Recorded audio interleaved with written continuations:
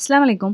என்னுடைய நான் மாடுலர் கிச்சன்ல நான் யூஸ் பண்ணிக்கிட்டு இருக்கிற ஹெல்ப்ஃபுல்லா இருக்கக்கூடிய சில ஆர்கனைசர்ஸ் பத்தி தான் உங்க கூட ஷேர் பண்ணிட்டு இருக்கேன். அதோடைய பார்ட் 2 வீடியோல இன்னைக்கு நம்ம பார்க்க போறது இந்த மெட்டல் ரேக் ஆர்கனைசர் தான்.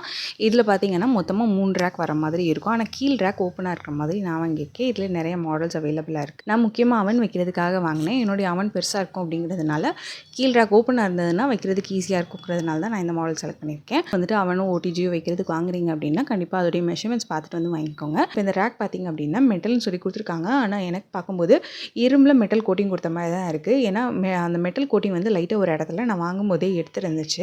ஷார்ப்பான ஆப்ஜெக்ட்ஸ் எல்லாம் எதுவும் பட்டது அப்படின்னா கண்டிப்பாக எடுக்கும் அப்படின்னு சொல்லி நினைக்கிறேன். அதனால் கொஞ்சம் கவனமாக தான் வச்சுக்கிறணும்.